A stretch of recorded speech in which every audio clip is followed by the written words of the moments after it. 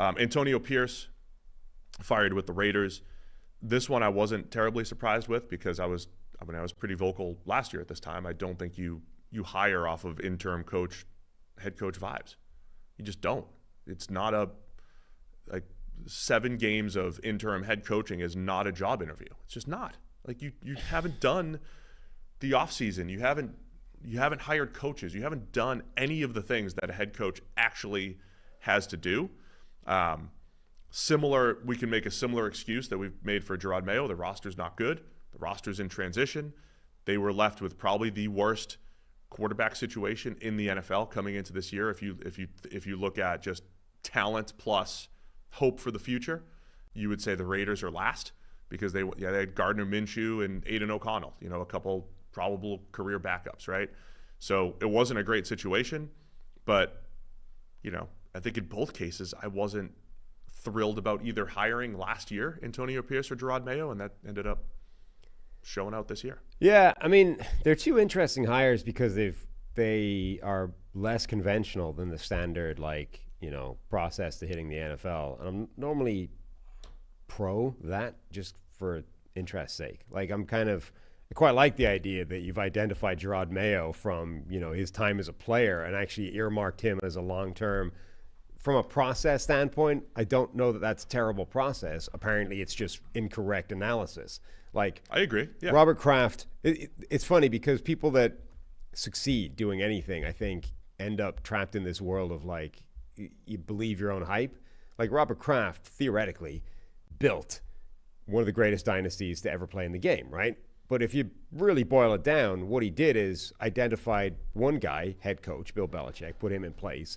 And then Bill Belichick drafted Tom Brady and kind of got lucky with the whole dynamic of Bledsoe gets hurt, Brady comes in, and then he made one decision. I'm going to stick with the kid. Yeah. So that's basically the dynasty boils down to that. Don't downplay the decision. I'm not downplaying it. It's a massive decision. Belichick made it, and it was the right one. But I'm saying the dynasty boils down to those two sliding doors moments, right? Robert Kraft's part is hiring Belichick. And then somewhere along the line, like the dominoes meme, right? Eventually, the dominoes were Bledsoe gets hurt, Brady comes in, and Belichick makes a call that I'm going to stick with the kid and dump Bledsoe, and there's the dynasty from that moment on, right? So when you're looking at it and going, okay, Kraft now believes he's an expert, decision maker. You made one call, and that one call needed a second contingent call for even that to look like a genius. Right now, people are saying Belichick might not be all that. He needed Brady as well. So when you sort of say, well, okay, now Kraft has to go and do it all over again, right? You got to build something new. Is he capable of doing that, or did you just get lucky one time? You're describing what I apologize for the number of times I have repeated myself or will repeat myself this offseason as far as making a QB decision does not make me good or bad, does not mean you'll be good or bad going forward. Is that the same thing with head coaching? Which is why I think it's really, when you look at the best head coaches, show me the guy that's done it in multiple circumstances. Show me John Harbaugh winning with Joe Flacco and Lamar Jackson. Show me Andy Reid winning with multiple different style quarterbacks everywhere that he's gone. Show me Kyle Shanahan elevated. People want Kyle Shanahan out like he's run his course with San Francisco. Show me someone else who's had that level of success with that many different quarterbacks. It just doesn't exist around the NFL. You hold on to Kyle Shanahan and hope he gets over some fourth quarter in the Super Bowl woes because he keeps getting you there pretty consistently. So there's only a handful of those guys who are consistently good.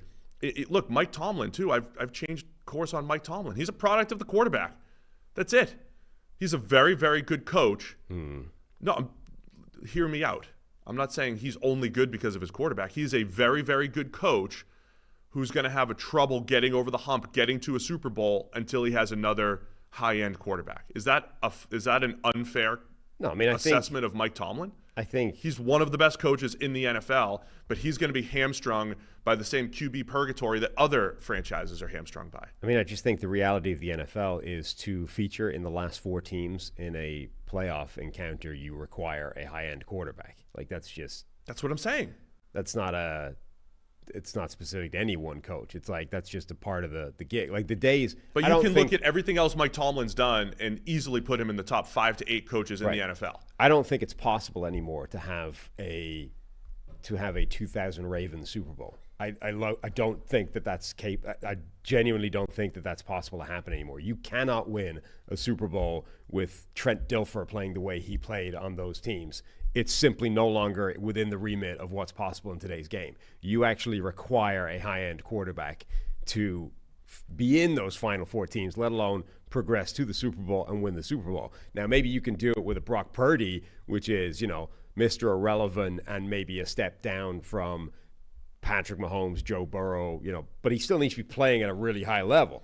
Even Peyton Manning is probably the closest, ironically, to that kind of thing, i.e. a quarterback that wasn't good when he won his Super Bowl. Yeah. But he was literally on, again, that Broncos defense was 2000 Ravens caliber defense. And for all the weaknesses of Peyton Manning at that point in his career, he was still a top 5 greatest quarterback of all time mentally, right? Sure, the physicality had diminished, but like Peyton Manning, even in that year, is still a different prospect than Trent Dilfer in his 2000 year. I wouldn't say anything's impossible, but I get your point. I mean, it's certainly far less likely. But I think to this happen. is why. So the thing about the craft and this decision-making thing is, right? It's really hard because obviously that's a data point. You did make a decision, and that created a dynasty eventually, even if it was just the first of the dominoes that eventually produced that. But it is a data point. You made one thing correct. You did it, nailed it, and obviously, I'm sure he's done things in business that were good decisions as well. But this is why teams, I think, stick to retread coaches so much, because there's more data for those guys. Like, you have a broader range or a broader body of evidence that says they can make good decisions. They've done it multiple times, and they've flamed out multiple times, but the devil is still potentially better than the guy that you have no evidence on whatsoever. Ben Johnson, no idea how the man runs a franchise. Literally, nobody does. And we're trying to work that out from interviews with Ben Johnson and from, references for Ben Johnson. But that's still less data than what it looks like when Mike McCarthy is running a building, right? We've seen that in multiple places now. He's won a Super Bowl. He's made several decisions. You know how Mike McCarthy runs a building. And that, I think, is more attractive in a lot of instances than the guy who you have no earthly idea how he does it, but he's operated a good offense or a defense for a couple of years. I mean, even if you just go and look at the best coaches around the NFL right now, it's not like there's this consistent pattern, right? Andy Reid, former O-line coach who came through the entire Bill Walsh coaching tree and, kind of rose from the top there. Dan Campbell, we've talked about a million times here. Like Kevin O'Connell, he was offensive coordinator under Sean McVay, who calls all the plays. Right. It's like, okay, how do you weren't sitting there be like, man, Rams were really lucky to have Kevin O'Connell for a couple of years for that Super Bowl run. No, you were saying this is Sean McVay, and everybody that Sean McVay is around is great. And who knew Kevin O'Connell was as great as he was coming out of the McVay tree? So that's John Harbaugh, career special teams coach, who's become one of the most consistent coaches in the league. Jim Harbaugh, QB who just wants to run the ball and, remembers the day he was born, allegedly. So, how do you figure out the next guy? There's not a very consistent pattern. Jim Harbaugh was not an offensive coordinator genius. He wasn't the next the last X's and O's savant that needed to get a head coaching job when he did. He just turned overall programs around, but in college and then eventually in the NFL. So these things are challenging, trying to figure out who the people are going forward. The Pierce thing reminds me a little. I mean, he kind of comes in with Tom Telesco, who's GM, but they're not really tied at the hip. I think that's all a factor as well in some of this. Not that Telesco's the one making the move, but anything else on the Raiders? I mean, is this a battle for Vrabel now between the Raiders, where Tom Brady's an owner, and the Patriots, where Vrabel was a player? Yeah, I mean, I don't know where the Raiders would go. I do think that. We had an email, I forget who it was from, obviously a listener, who was saying that don't ever fire a head coach midway through the season because you open the door to the Antonio Pierce problem, which is your interim head coach gets the bump and has good enough run that it's very difficult to walk away from him from a head coach. So you have made the point that it's just a bad way of identifying anything. I think I agree with you in principle that I think it's probably not a good way of determining whether the guy's going to be a good head coach or not. I do think, though, that it's very difficult when your entire locker room attaches themselves to that guy to say, I don't care, we're going in a different direction. And for the Raiders in particular, like they passed on, the last time this happened, they passed on Rich Bisaccia, put in Josh McDaniels as theoretically the better process move. And McDaniels was one of the worst head coaches in the NFL since the last time he was a head coach. So I think that they would have been very difficult, I think, for them to not hire Antonio Pierce as the head coach based off the back end of last season. I think it's also not a problem to get rid of him this season and determine he's not the guy. We're going in a different direction. But I have no idea what that direction should be. Yeah, I mean, the interim head coach thing, to me, that's kind of like separate from who you hired in Josh McDaniels versus Bisaccia. But that's why the danger in listening to your players, by the way, is that they might not be there very long, like Devontae Adams. Sure. I wouldn't listen to my players that much. I mean, I would listen to, it wasn't, when the entire locker room is united behind a guy, I think it's very difficult to then ignore that and hire somebody else, particularly when that somebody else ends up being terrible. I don't know. When all the players on my bad team really want to coach, I just don't know how much you use that as a data point. I'd be a terrible GM. I'd be mad at everybody.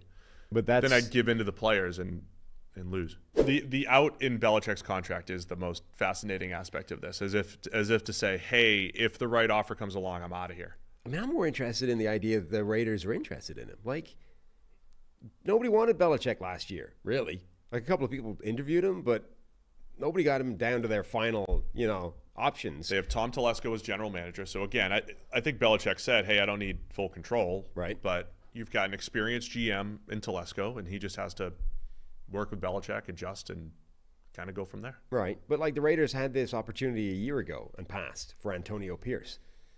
True. Right? They did.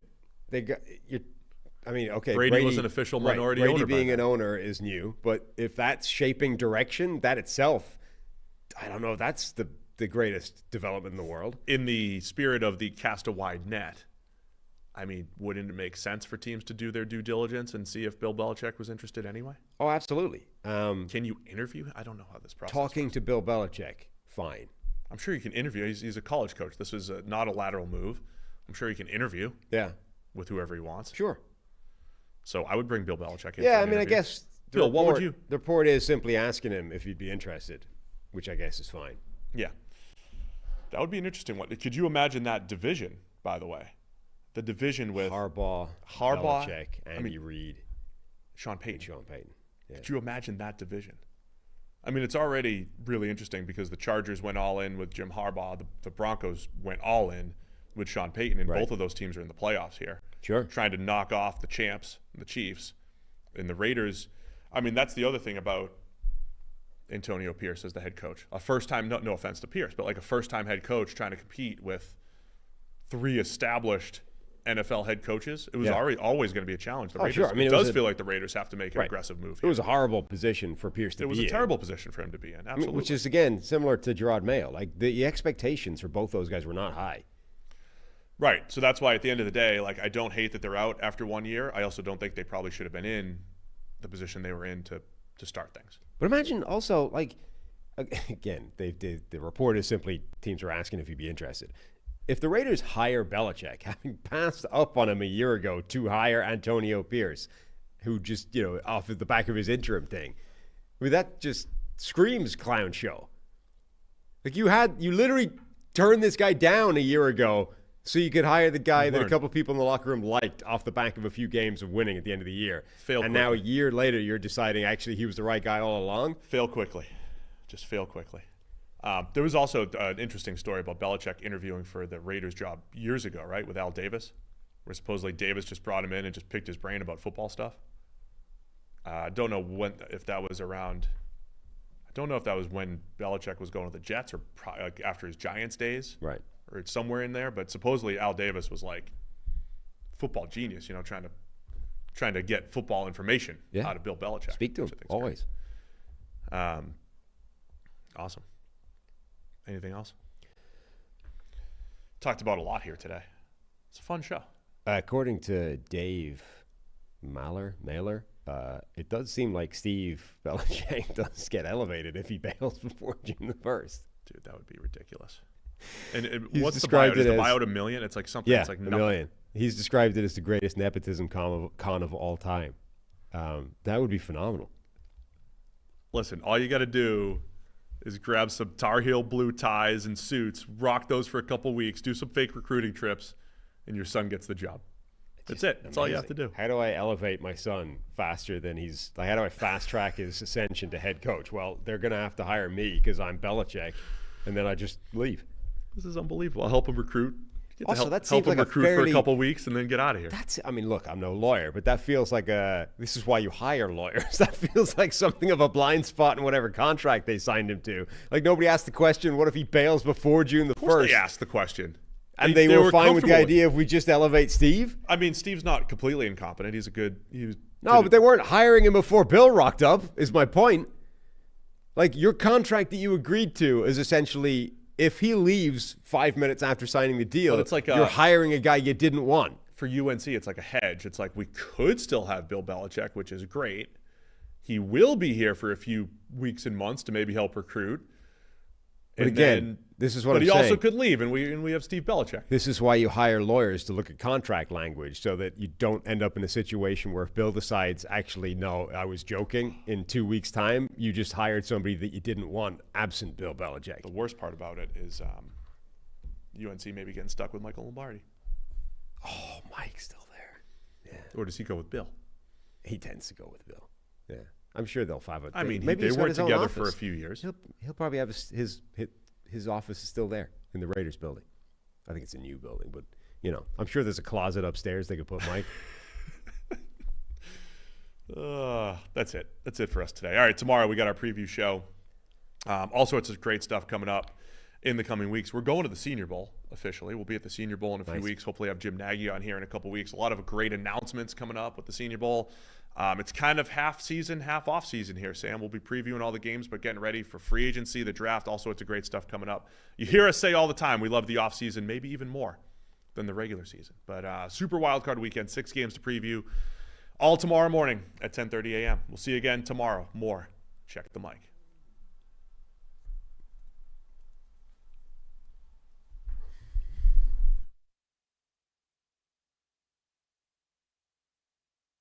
Thanks for watching all the way to the end of our video. For more great content, click here to subscribe and here to watch another video. We'll see you again soon.